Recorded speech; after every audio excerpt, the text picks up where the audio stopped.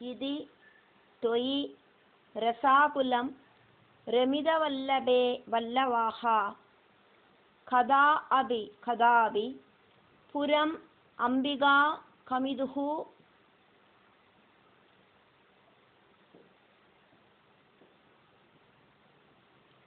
अम्बिका कानने सम एत्य भवदा समं निषेव्य दिव्य उत्सवं सुगं सुषुभुः अग्रसीद व्रजबम् उग्रनागः तदा कदापि पुरमम्बिका कमिदुरम्बिका कानने समेत्य भवदा समं निषेव्य दिव्योत्सवं सुगं सुषुभुः सुषुभुरग्रसीद व्रजबम् उग्रनागः तदा व्रजबमुग्रनागस्तदा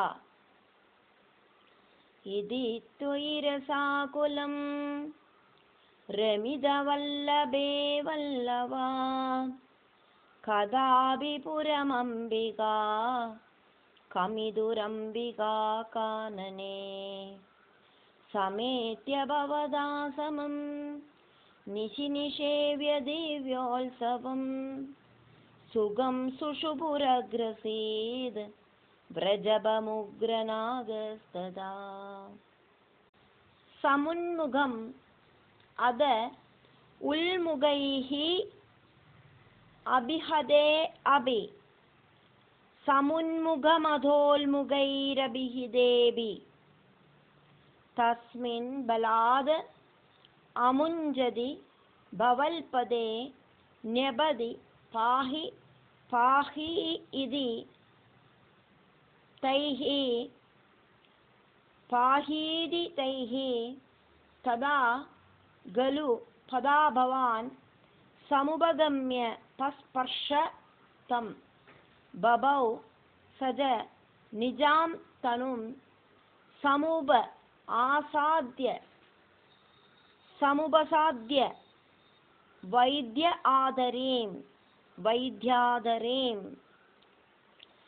समुन्मुखमधोल्मुखैरभिहितेऽपि तस्मिन् बलाद् अमुञ्जति भवल्पदे न्यपति पाहीति तदा खलु पदा भवान् समुपगम्य पस्पर्शदं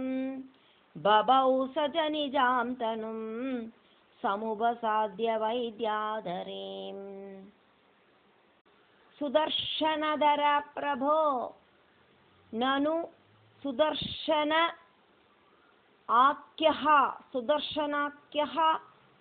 अस्मि अहं सुदर्शनाख्योऽस्म्यहं मुनीन् क्वचिदुपाहसं त इह मां व्यदुर्वाहसं भवत्पदसमर्पणाद्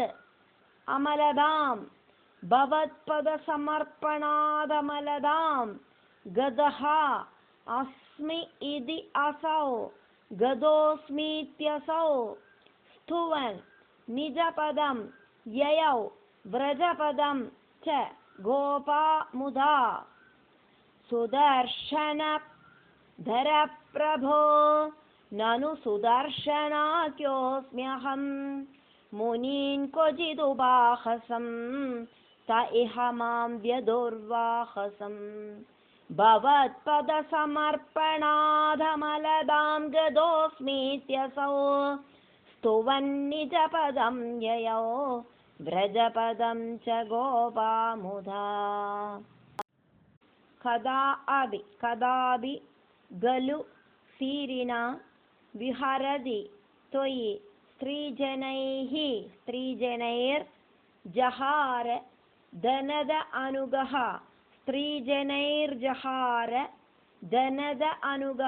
दनदानुगः सः किल शङ्खचूडः अबलाः शङ्खचूडोबलाः अधिद्रुतम् अनुद्रुतः त्वम् अद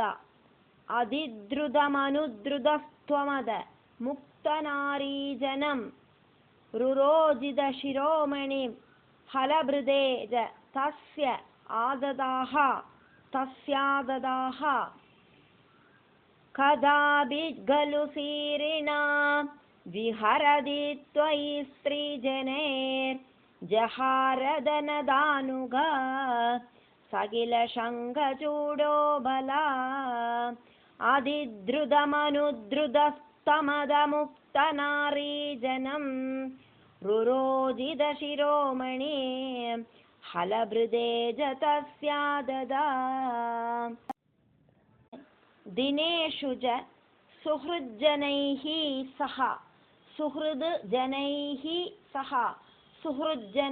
सह वनेषु लीलापरं मनोभवमनोहरं रसिद वेणुनादामृतं भवन्तम् अमरीदृशाम् अमृतपारणादायिनं अमृतपारणादायिनं विचिन्त्य किमु नालपन् विरहतापिता गोपिकाः दिनेषु च सुहृज्जनैः सह वनेषु लीलापरं मनोभवमनोहरं रसिदवेणुनादामृतं भवन्तममरीदृशाममृतपारणादायिनं विचिन्त्य किमु नालपन् विरहतापिता गोपिका भोजराजभृदकः तु अद भोजराजभृदकस्त्वद कश्चित्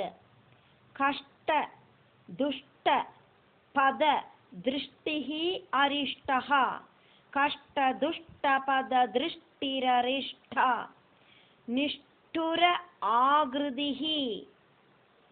निष्ठुराकृति अभष्टुनिनादः निष्ठुराकृतिरभष्टुनिनादा तिष्ठते स्म भवदे वृषरूपी निष्ठुराकृतिरभष्टुनिनादा तिष्ठते स्म भवदे वृषरूपी भोजराजभृदकस्त्वदकश्चेत् कष्टदुष्टपददृष्टिररिष्ट निष्ठुराकृतिरभष्टुनिनादा तिष्ठते स्म भवदे वृषरूपी शाक्वरः अद शाक्वरोद जगदीधृतिहारी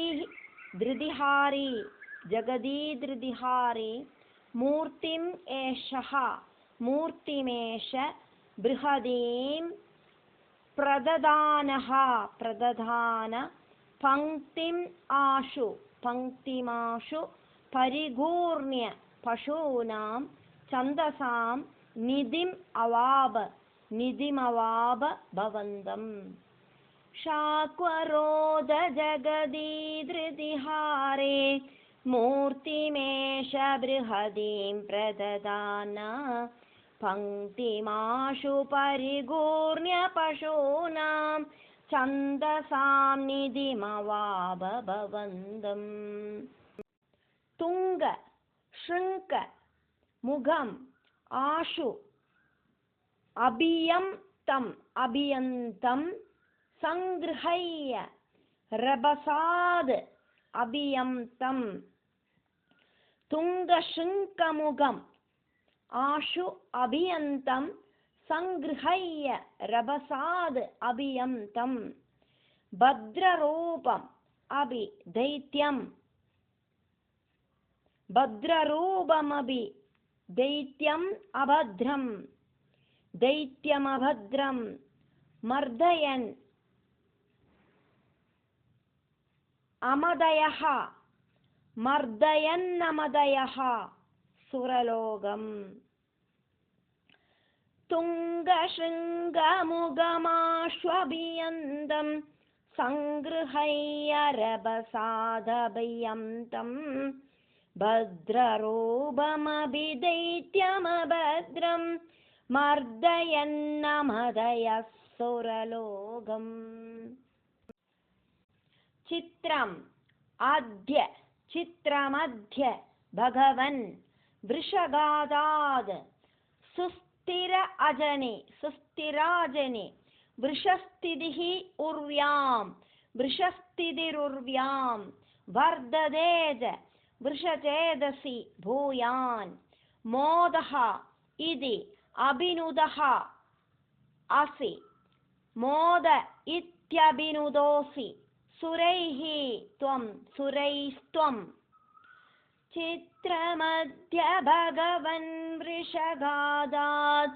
सुस्थिराजनि वृषस्थितिरुर्व्यां वर्धतेज वृषचेदसि भूयान् मोद इत्यभिनुदोऽसि सुरैस्त्वम्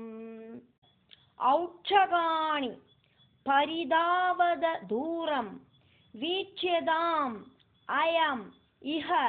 उच्च विभेदी वीक्ष्यतामयमिहोच्च विभेदी इत्थम् आत्त हसिदैः सह इत्थमात्तहसिदैः सह गोपैः गोपैर्गेहगः त्वम् अव वादपुर ईशा गेह गह त्वम् अव गेहगहस्त्वमव वादपुर ईशा वादपुरेशा औक्षगाणि परिधावद दूरं वीक्ष्यतामयमिहोच्च विभेदे इत्थमात्तहसिदैः सह गोपैर्गेहगस्त्वमव वादपुरेशा